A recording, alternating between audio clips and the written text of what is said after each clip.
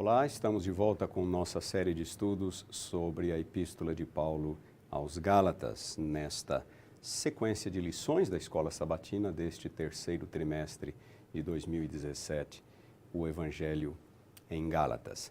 Na semana passada, nós estudamos Gálatas capítulo 3, versículos 21 a 25, e estes versículos são fundamentais para que nós entendamos o propósito de Deus com sua lei, o porquê da revelação do Sinai, o porquê daquele regime, o porquê daquele sistema, não é? Que nós conhecemos como velha aliança. Vocês talvez se lembrem desse slide, não é? Deus deu a sua lei para revelar o pecado, condenar o pecador, a fim de conduzi-lo a Cristo. A lei exerceu um papel disciplinador. A lei foi um aio, um paidagogos, de maneira que, uma vez que a lei conduz o pecador a Cristo, exerce o seu papel e o leva a Cristo para que ele seja justificado pela fé, a lei deixa de discipliná-lo. Nós não estamos mais sob a lei, não estamos mais sob a condenação da lei, não estamos mais sob o papel disciplinar da lei. É importante observar que Paulo não está falando nada de obediência. Ele não está dizendo que nós estamos livres para transgredir a lei. Não é nada disto. Ele apenas está dizendo que, uma vez que a lei cumpre o seu papel de nos levar a Cristo, não é para que nós tenhamos fé em Jesus como nosso Salvador, a lei deixa de exercer o seu papel disciplinar, condenatório. Nesta semana nós vamos estudar Gálatas capítulo 3, versículo 26 até capítulo 4, versículo 11, onde Paulo vai desenvolver um pouco mais alguns dos conceitos que ele introduzira na passagem anterior ou nos versículos anteriores, não é? Começando com o versículo 26, então, ele diz: pois todos vós sois filhos de Deus mediante a fé em Cristo Jesus. A ideia é simples, não é? A lei cumpriu o seu papel disciplinar, como aio, revelou o pecado, condenou o pecador para conduzi-lo a Cristo. Uma vez que a lei nos conduz a Cristo, para que em Cristo ou por Cristo fôssemos justificados pela fé, então nós agora somos filhos de Deus, não é? Essa é a ideia. Nós fomos transformados em filhos de Deus, mediante a fé em Jesus Cristo. E nos versículos 27 e 28, o apóstolo Paulo desenvolve um pouco mais este conceito da divina filiação do crente por meio de uma metáfora batismal muito interessante, porque todos quantos fostes batizados em Cristo, de Cristo vos revestistes. É como se Cristo fosse agora a nossa nova identidade. Não somos mais considerados estranhos, não somos mais considerados pecadores, não é? Cristo é a nossa nova identidade, faz parte do nosso visual, por assim dizer, não é? De Sartre, diz ele, não pode haver judeu, nem grego, nem escravo, nem liberto, nem homem, nem mulher, porque todos vós sois um em Cristo Jesus. Paulo não está dizendo que quem é escravo deixa de ser escravo, quem é livre deixa de ser livre, quem é homem deixa de ser homem, quem é mulher deixa de ser mulher. Não é isso que ele está dizendo. Ele apenas está dizendo que todos nós somos um em Cristo Jesus. Há uma unidade, não é? O Evangelho nos torna parte de um mesmo corpo. Há uma unidade, porque todos somos filhos de Deus, independentemente de quem somos, servos, livres, homem, mulher, judeu, gentil, não é? Todos somos um em Cristo Jesus. Versículo 29, e se sois de Cristo, também sois descendentes de Abraão e herdeiros segundo a promessa. Os judaizantes diziam, se você quer ser descendente de Abraão, se você quer ter direito às promessas que Deus fizera a Abraão, você tem que se circuncidar, ter o sinal que Abraão teve, que era a circuncisão, e guardar a lei. Paulo está dizendo, não é isso que nos faz descendentes de Abraão. Descendentes de Abraão segundo a fé. É quando nós somos justificados pela fé em Cristo Jesus, assim como Abraão também creu e a justiça lhe foi imputada, ou aquilo lhe foi imputado como justiça. Nos versículos 4 a 5, o apóstolo Paulo desenvolve um pouco mais a metáfora do filho, ou dessa divina filiação do crente. E ele usa aqui o contraste entre um filho menor de idade e um escravo. É uma analogia interessante para ele nos ajudar a entender um pouco mais aquele período entre o Sinai e a cruz, o período da velha aliança, o período do regime da lei. Ele diz assim: digo, pois, que durante o tempo em que o herdeiro é menor, ele está pensando num herdeiro, um filho que é herdeiro das propriedades, das riquezas, das fortunas do seu pai. Durante o tempo em que o herdeiro é menor, em nada ele é diferente de um escravo, posto que é senhor de tudo. Ele é herdeiro, mas como ele é menor de idade, o status dele é semelhante ao de um escravo, porque ele não pode ainda lançar mão da sua herança. Ele ainda não tem a herança, assim como o escravo não tem nada. Ele é herdeiro, mas ele ainda não pode desfrutar da sua herança. Versículo 2, ele está sob tutores e curadores até o tempo pré-determinado pelo pai, até aquele momento em que ele alcançaria a maioridade e pudesse então começar a usufruir da herança. Assim também nós, diz ele, quando éramos menores, estávamos servilmente sujeitos aos rudimentos do mundo. Paulo aqui está refletindo na história de Israel. Ele está se refletindo ao período da velha aliança. É como se fôssemos menores de idade, está dizendo ele, naquele período. Estávamos sujeitos aos rudimentos do mundo, estávamos sujeitos a tutores, a curadores. É aquele papel disciplinar da lei. É a lei funcionando como um aio. Nós estávamos sujeitos a isto, não é? Vindo, porém, a plenitude do tempo. É o momento em que o filho alcança a maioridade e pode desfrutar, começar a desfrutar da sua herança. Vindo, porém, a plenitude do tempo, Deus enviou o seu filho, nascido de mulher, nascido sob a lei. Jesus nasceu naquele período, no período da velha aliança, no período do regime da lei, para resgatar os que estavam sob a condenação da lei, a fim de que recebêssemos a adoção de filhos. Então, tendo vindo a plenitude do tempo, o momento pré-determinado pelo Pai, como ele diz no versículo 2, Jesus vem para nos redimir, não é? Para que recebêssemos a adoção de filhos. E ele termina nos versículos 6 e 7 dizendo: e porque vós sois filhos, enviou Deus ao nosso coração o Espírito de seu Filho, que clama, Abba, Pai. De sorte que já não és escravo, porém filho, e sendo filho, também herdeiro de Deus. Durante aquele período em que estávamos sob a tutela da lei, sob curadores, disciplinadores, não é? Papel da lei, papel disciplinar da lei, éramos menores de idade. Tínhamos uma herança, mas não poderíamos desfrutar dela, como um escravo que não tem nada. Na plenitude do tempo, no tempo pré-determinado pelo Pai, no tempo da maioridade, vem Jesus, nos torna filhos, nos perdoa, nos justifica, nos torna filhos. E se somos filhos, nós podemos nos dirigir agora a Deus como Pai. Vejam, esta linguagem de Paulo é uma linguagem extraordinária, é uma linguagem tremendamente terna, íntima, é sublime. Ele diz, porque se vós sois filhos, enviou Deus ao nosso coração o Espírito de seu Filho que clama, Abba, Pai. Abba é uma expressão aramaica que significa mais ou menos papai. É uma expressão carinhosa, uma expressão íntima, meiga, papai. É como se nós pudéssemos nos dirigir a Deus nestes termos, porque somos seus filhos a partir deste momento, por causa do que Cristo fez por nós na cruz. De sorte que já não és escravo, já não somos mais na mesma posição de um escravo, menor de idade, sem direito a nada. Porém, és filho, e sendo filho, também herdeiro por Deus. Esta é a condição do ser humano.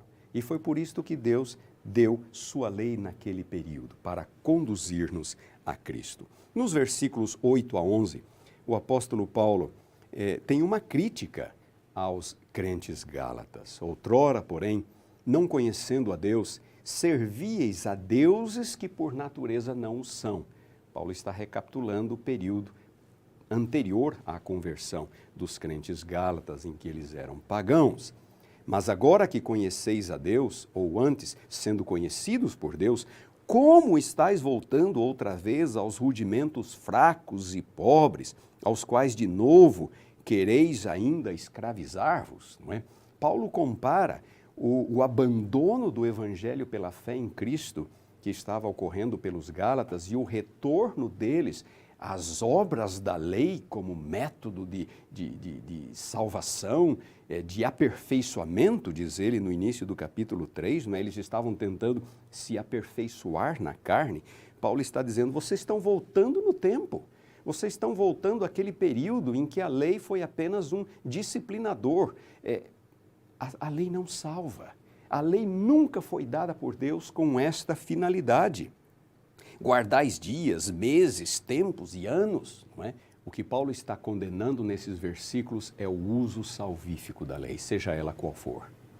Seja a lei moral, seja a lei cerimonial, a circuncisão, o sábado do sétimo dia, os sábados cerimoniais, as festas, não importa.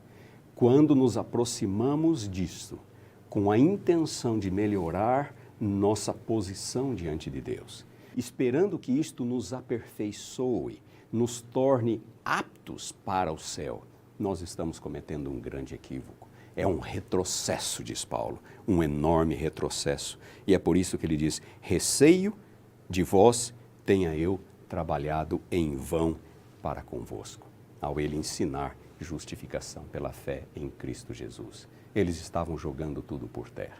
Era um verdadeiro retrocesso. É importante ressaltar esse aspecto.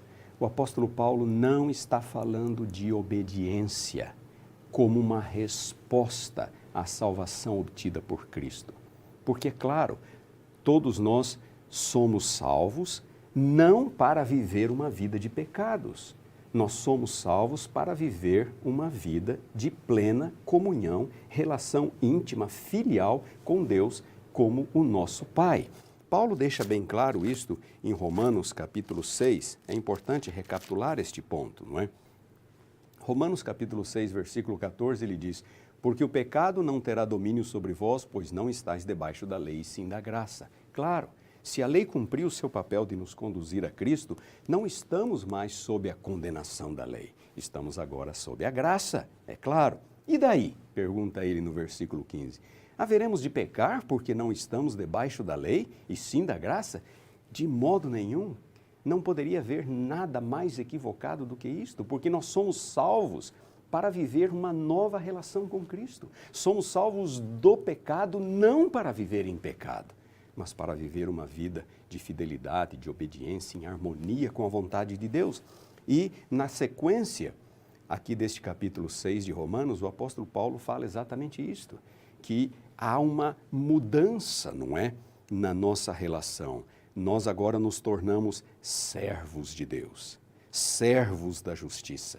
E tudo que nós somos, nossos membros, nossa mente, nossos talentos, nossos recursos, devem ser colocados a serviço de Deus. Não mais para viver como escravos do pecado, mas libertados do pecado, diz Paulo no versículo 22, somos transformados em servos de Deus. Tendes o vosso fruto para a santificação e, por fim, a vida eterna. E o que significa ser servo de Deus? Qual é esta nova vida do crente? É uma vida em harmonia com o quê? Em harmonia com as demandas de Deus, em harmonia com as exigências de Deus, em harmonia com a vontade de Deus, em harmonia com o padrão moral de Deus, em harmonia com o padrão de justiça de Deus. E qual é este padrão? Qual é este padrão? Senão aquele que está expresso na lei de Deus. O crente não é salvo pela lei, não é salvo pela obediência, mas ele é salvo para uma nova vida em harmonia com a vontade de nosso Deus, de nosso Pai.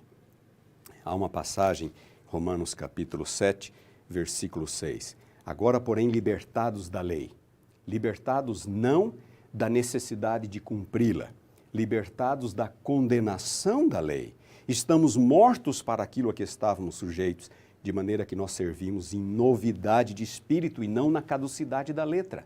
Claro, aquela letra fria que se destinava a revelar o pecado e a condenar o pecador, o povo de Israel e muitos nos dias de Paulo, os judaizantes, estavam usando como para obter méritos diante de Deus. Não, nós não servimos mais na caducidade da letra, mas nós servimos em novidade de espírito, num sinal de gratidão pela salvação que Deus nos ofereceu. Continuando no versículo 7, Romanos 7, 7, que diremos, pois, é a lei pecado? Não, não há nada de errado com a lei. A lei não é o pecado, a lei não é pecado, a lei não promove o pecado. Eu apenas não teria conhecido o pecado se não fosse por intermédio da lei. A lei continua sendo o padrão da justiça de Deus. Pois eu não teria conhecido a cobiça se a lei não dissera não cobiçarás. Eu não saberia que a cobiça é contrária à vontade de Deus se a lei não me revelasse. Eu continuo tendo na lei o meu padrão de justiça. É o padrão de justiça de Deus. No versículo 12, o apóstolo continua, por conseguinte, a lei é santa, o mandamento santo, justo e bom. Não há nada de errado com a lei de Deus. Ela é um reflexo do caráter de Deus. A lei é santa, é justa, é boa. E se ela é santa, justa e boa, ela é boa para nós. E o que Deus espera do ser humano é que ele vive em harmonia com aquilo que é justo, com aquilo que é bom, com aquilo que é santo. Ele vive em harmonia com os princípios que nós encontramos na lei de Deus. Capítulo 8, versículo 4.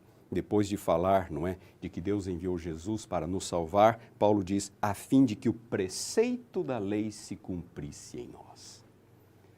A fim de que o preceito da lei se cumprisse em nós.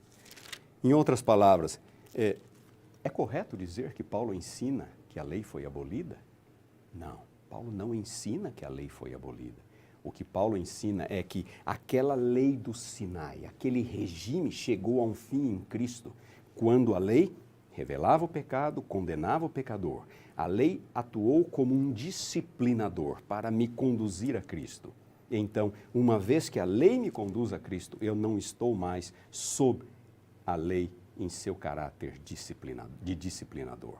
A lei que me condena. Eu agora estou salvo em Cristo Jesus. Olhem esta passagem de Paulo em Romanos capítulo 13. Romanos capítulo 13, versículos 8 a 10. A ninguém fiqueis devendo coisa alguma, exceto o amor, com que vos ameis uns aos outros, pois quem ama o próximo tem cumprido a lei. A lei ainda precisa ser cumprida. E quando amamos genuinamente, nós cumprimos a lei. Por isso, diz Paulo, não adulterarás, não matarás, não furtarás, não cobiçarás.